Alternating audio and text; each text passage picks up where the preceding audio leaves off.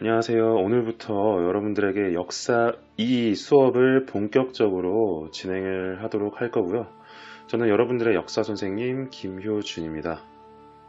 이제 본격적으로 조선 후기에 대한 본격적인 설명을 하고자 합니다. 어렵지 않게 설명을 할 테니까 여러분들 잘 듣고 따라와 주시면 되겠습니다. 그리고 제가 담당하는 역사 수업은 등교하고 나서 다시 이 부분을 설명하지 않을 예정입니다. 아무래도 언제 등교를 할지 알 수 없고 역사 교과서 중 중요한 부분을 웬만하면 다 하려고 계획을 하고 있거든요. 그래서 온라인 수업 중에 진행하는 수업 내용을 잘 듣고 나중에 시험이나 수행평가에 활용을 할 때 그때 다시 한번 활용하시면 되겠습니다. 그렇다면 오늘 12페이지, 교과서 12페이지에 해당하는 내정을 개혁하고 통상을 거부하다에 대한 내용을 진행해 보도록 하겠습니다.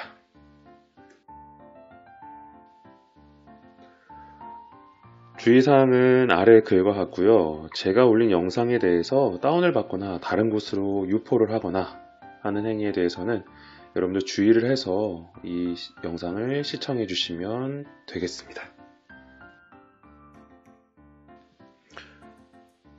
그렇다면 첫 번째, 서양 열강에 대한 위기감이 높아지다에 대한 부분을 보도록 하겠습니다. 제 영상은 같이 업로드한 학습지의 순서대로 진행이 됩니다.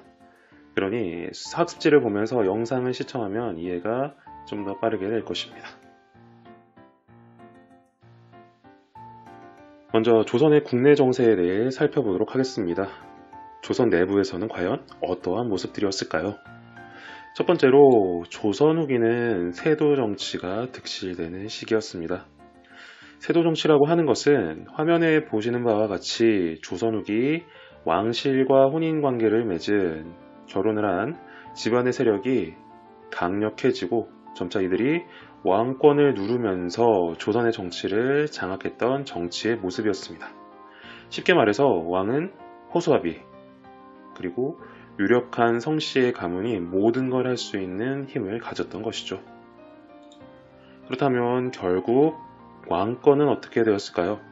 당연히 왕권은 약해지고 하나의 가문이 마음대로 정치하기 때문에 그 결과 정치는 혼란해질 수밖에 없었어요. 두 번째로 세도 정치로 인해 힘이 센 가문과 친했던 사람들은 그들에게 뇌물을 주고 관리를 얻었었고요. 가뜩이나 먹을 것이 없어 힘들었던 백성들에게 원래 뇌물을 주고 관리가 되었던 사람들은 뽕을 뽑기에 엄청나게 세금을 뽑아냅니다. 백성들의 삶이요? 당연히 힘들 수밖에 없었고요. 그러면서 일부 불만을 가진 화끈한 백성들은 폭력적인 방법으로 관리들에게 위협을 하는 등 공기를 일으키게 됩니다. 다음으로 조선 바다에 엄청나게 큰 배가 다가옵니다. 그리고 이 배 안에는 조선, 청나라, 일본 사람들의 모습이 아닌 서양 사람들이 타고 있었던 거죠. 이 서양 사람들은 조선 사람들에게 알아듣지 못하는 자신들만의 언어로 상거래를 하자고 합니다. 조선 사람들은 과연 어떠한 생각을 가지게 되었을까요? 얘는 뭐야 이러겠죠. 그러면서 큰 배 안에 있는 엄청나게 커다란 대포나 언어가 통하지 않아 답답해하면서 화내고 있는 서양인들의 모습을 보면서 조선 사람들은 일종의 두려움을 느끼게 됩니다. 그렇다면 조선 주변에 있는 다른 나라들의 상황은 어떠한지 살펴보도록 하겠습니다. 먼저 중국, 청나라에 대한 이야기입니다. 중국은 우리나라와 다르게 땅이 넓고 사방이 개방되어 있습니다. 그렇기 때문에 상거래를 하던 영국인들이 중국으로 들어와 이들에게 아편이라고 하는 마약을 팔고 이익을 얻습니다. 청나라의 많은 사람들이 아편에 중독되어 버리고요. 이에 열받은 청나라 관리들은 모든 아편을 불태워버립니다. 열받은 영국인들은 프랑스 등과 같은 유럽 강대국들과 함께 청나라를 침입해서 이들을 무력화시킵니다. 결국 청나라는 패배하게 되고요. 청나라에 대해서 유럽의 간섭이 시작하게 됩니다.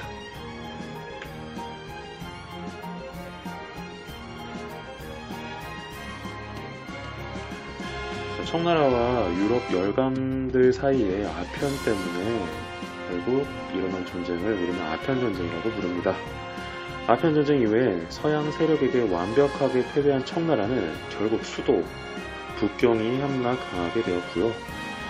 청나라와 유럽 나라 사이에 중재하던 러시아는 청나라의 영토였던 연해주라고 하는 지역을 차지하게 됩니다. 러시아는 아싸 이득 이렇게 외쳤겠죠. 자, 여기 보시면 연해주는 한반도에 가까이 있는 지역입니다. 그렇다면 바로 조선이 긴장을 하게 되겠죠. 조선은 점점 남쪽으로 다가오는 러시아를 두려워하게 되고요. 이렇게 조선은 러시아를 방어하기 위한 대책을 고민하게 됩니다. 그 다음 조선 오른쪽에 있는 나라인 일본에 대한 상황을 살펴보도록 하겠습니다. 일본은 섬나라며 태평양과 가까이 있죠. 자, 태평양을 쭉 지나가면 어떤 나라가 나올까요? 맞습니다. 바로 미국입니다. 미국은 그 큰 바다를 건너서 일본 근처 해안가에 어슬렁어슬렁 나타나게 됩니다. 그리고 일본과 상거래를 하려고 했습니다. 그러나 일본 사람들의 반응이 좋지 않자 그들이 가지고 있던 대포로 일본을 위협을 했고요. 두려워진 일본은 결국 미국과 거래를 시작하게 됩니다.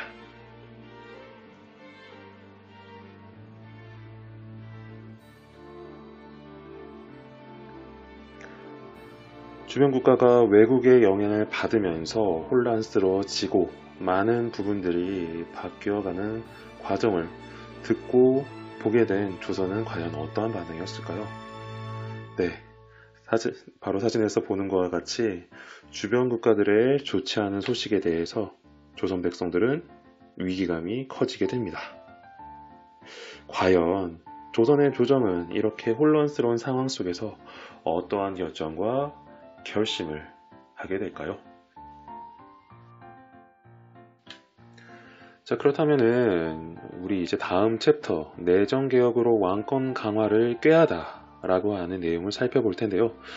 여러분들 굉장히 제목이 어렵고 무슨 내용인지 모르겠죠? 잠시 제목을 한번 풀어보도록 할게요. 자, 먼저 내정입니다. 내정이라고 한다는 것은 내부의 정치를 뜻하고요. 조선의 정치를 의미합니다. 자, 그렇다면은 조선의 정치를 어떻게 누가 개혁을 하냐?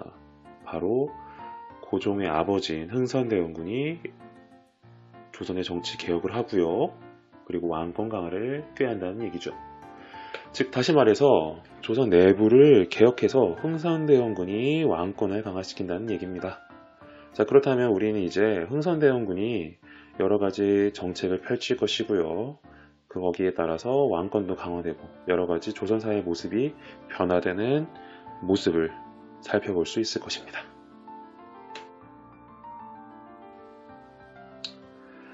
조선 조정에서는 그동안 세도 정치를 했던 안동 김씨와 풍양 조씨를 제압하고 새로운 사람이 등장하게 됩니다.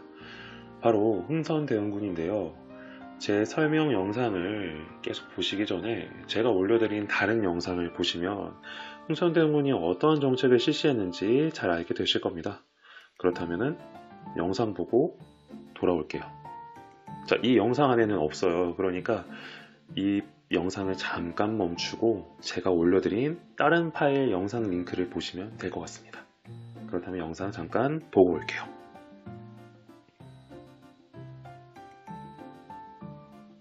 네, 흥선대원군에 대한 진입 퀴즈 영상 잘 보셨죠? 강력한 힘을 바탕으로 흥선대원군이 어떠한 정책을 펼쳤는지 구체적으로 살펴보았고요. 이제 거기에 대한 저의 설명을 시작하도록 할게요. 철종 임금이 아들이 없어 신하들이 새롭게 왕을 찾던 중 흥선대원군이 딱 등장해 자신의 둘째 아들인 고종을 왕으로 세웁니다. 이때 고종의 나이는 굉장히 어려 나라를 다스리기 어려웠고요. 흥선대원군이 옆에서 고종을 대신해 나라를 통치하게 됩니다. 자, 권력은 누구에게로 갔을까요? 바로 고종의 아버지 흥선대원군이 가져가게 된 거죠. 이런 상황 속에 대원군은 권력을 강화하고 자신의 적인 세도 가문 세력을 약화시키기 위해 개혁을 실시하게 됩니다. 첫 번째, 앞에서 잠시 설명했듯이 흥선대원군은 왕들을 허수아비, 인형으로 만들고 자신들이 나라를 다스리고 통치했던 세도 정치 가문을 몰아내버립니다. 특히 세도 가문의 최고였던 안동 김씨 가문을 약하게 만들고요. 능력에 따라 인재를 새롭게 뽑으면서 대원군에게 충성하고 일 잘하는 사람들을 앞에 세우게 됩니다. 그러면서 세도 정치 가문을 대표해 나라를 다스리던 기구인 비변사의 기능은 약해지고요. 왕권과 관련이 있는 의정부의 기능은 다시 부활시켜 그 기구의 권한을 강화시킵니다. 이렇게요.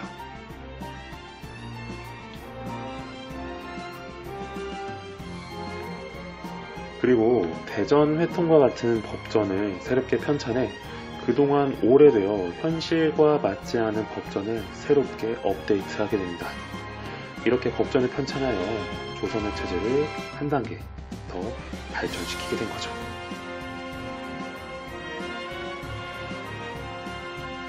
세 번째로 경제에 관련한 개혁 정책입니다.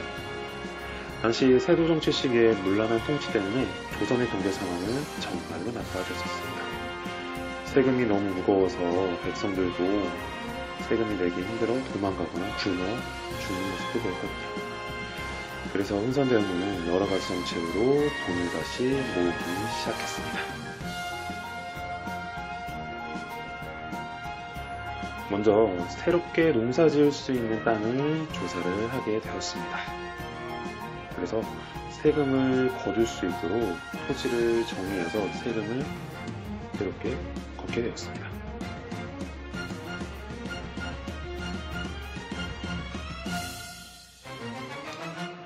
다음으로 당시 백성들은 군대를 가는 것 대신에 포라고 하는 옷감을 세금으로 냈었습니다. 양반들은 어땠을까요? 당연히 내지 않았습니다.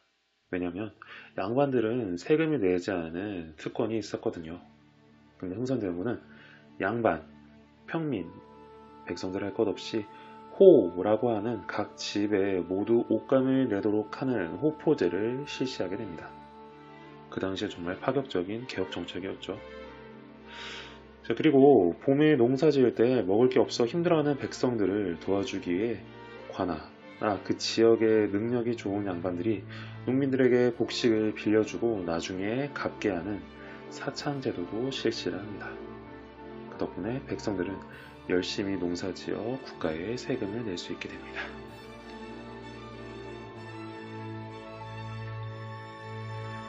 다음 경제정책과 관련해서 대원군은 조선 각지에 많이 세워져 있던 서원을 정리하게 됩니다.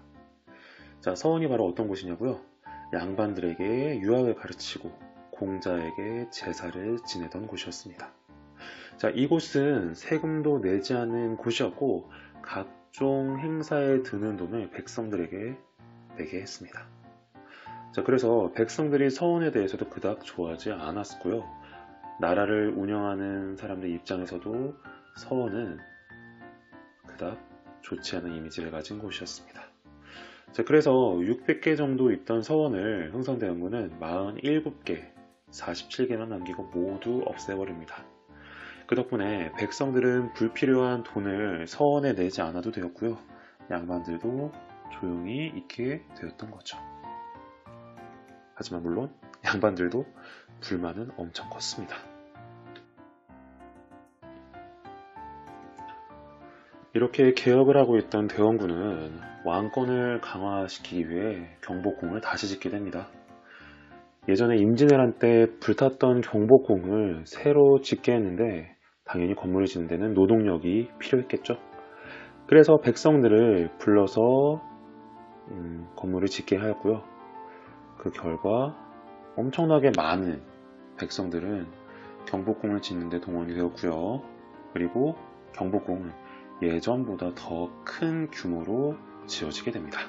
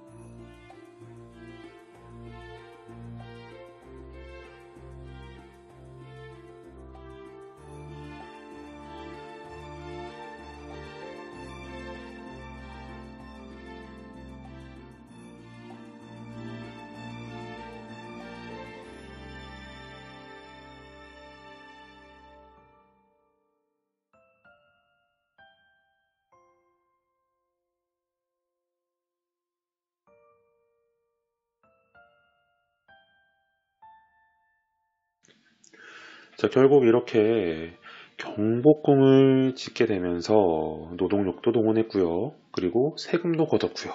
그리고 당백전이라고 했던 화폐도 발행을 하게 되었습니다. 자, 그렇다면은 과연 백성들은 어떠한 심경이었을까요? 예, 바로 백성들의 원망은 굉장히 증가했습니다. 원래 농사를 짓고 그렇게 살았던 백성들이었는데요. 자, 이 농민들, 백성들, 혹은 뭐 상인들 할 것 없이 이들의 원망은 굉장히 컸습니다. 자신이 하고 싶은 일들을 해야 하는 일들을 하지 못했기 때문이죠.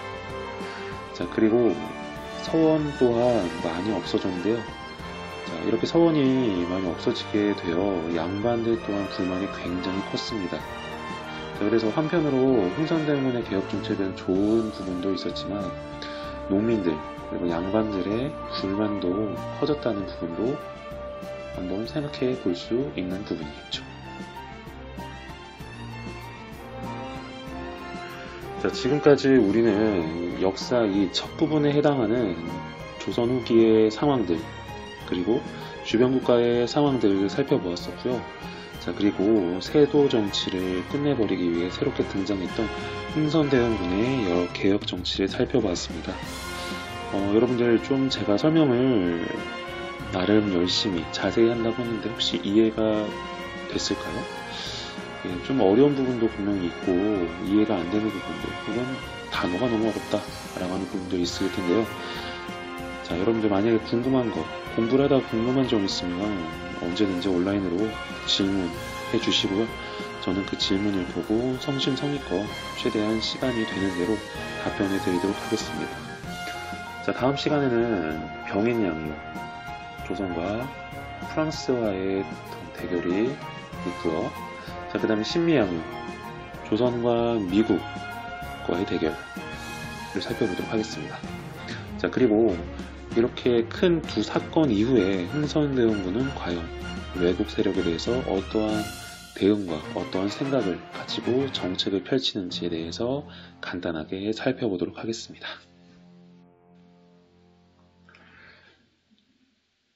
자, 그래서 우리는 이번 주 새롭게 이제 역사를 시작하면서 이 내용들을 살펴보았고요. 우리 다음 시간에 만나도록 할게요. 혹시 여러분들 공부를 하다가 이 영상을 또 보고 싶으면 여러분들 거기 밑에 있는 유튜브 버튼 있죠? 그 클릭하시면 저의 계정으로 넘어오거든요. 자, 그래서 이 계정을 따라서 와서 여러분들 영상을 다시 한번 볼 수도 있고요. 제가 지난번에 올려드렸던 저의 그 역사 소개 영상 또한 볼 수 있으니까 여러분들 시청하면서 그렇게 공부해 주시면 될 것 같습니다. 자, 그렇다면 우리 신원중학교 3학년 학생들 다음 시간에 만나도록 할게요. 안녕.